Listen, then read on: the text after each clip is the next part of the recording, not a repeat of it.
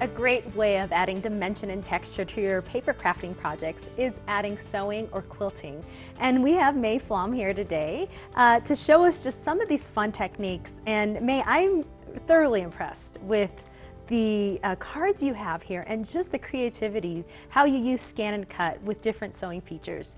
Can you explain a little bit about these? Well, thanks, Liz. And yes, you know, I really love how the scan and cut has such great patterns for quilting and fabric work, and I'm loving using that, but I wanted to see if I could use some of those patterns and ideas for my paper crafting and my card making.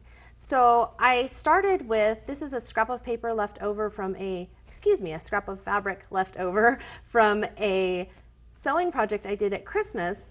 What I love about the machine is the grid on the mat matches perfectly to the grid shown on the screen. So if I can see on here where I'm going to be cutting, I never go over, I never have to worry about if my paper is big enough because I can see exactly how to do that. You just count up the squares, the inch squares. Well, I do that as well, but there actually is, because it is scan and cut and has a scanner in it, I don't know if you knew this, but there is a scan feature where you can scan in your background so that you can use the grid as well, but then also position your designs anywhere on your fabric that you're going to be cutting, which in your case here, having these cutouts already probably would be really helpful. Definitely. Let's go ahead and press the scan there and start. So I see here, May, that you have some leaves already picked out for us. I am going to go in and pull all of them together with our gathering here. This unites all of them together. And then there actually is an option down here to unify, which means that all of the shapes will now become one, and I can move them anywhere I want to on my pattern here. So here, where they were initially kind of down with the cutouts, now I can pull them up. Let's just nudge them a little bit higher. And now I know for sure that they're going to cut out of the fabric. That's great.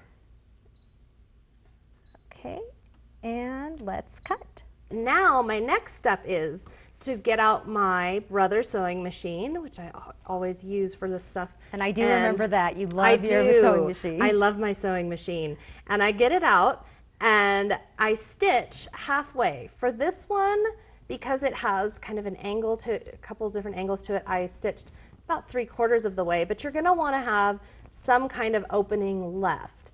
And with that opening, what you're gonna wanna do is to take some stuffing, filling, whatever you might happen to have, tissue paper even could work. Oh yeah. But you're just gonna want a little bit of it, and you're just gonna tuck it inside, and then just hold it down and stitch that last piece.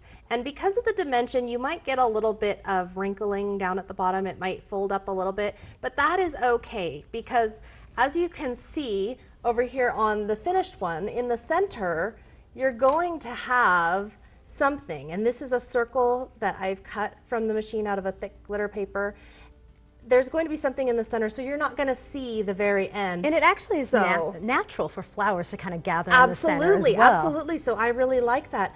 And what I really am loving with this is that I can take my fabric, and then on this one I cut out some holly leaves and a flourish out of a thick glitter paper so that I could have a whole bunch of different textures and feelings going on that one Christmas card.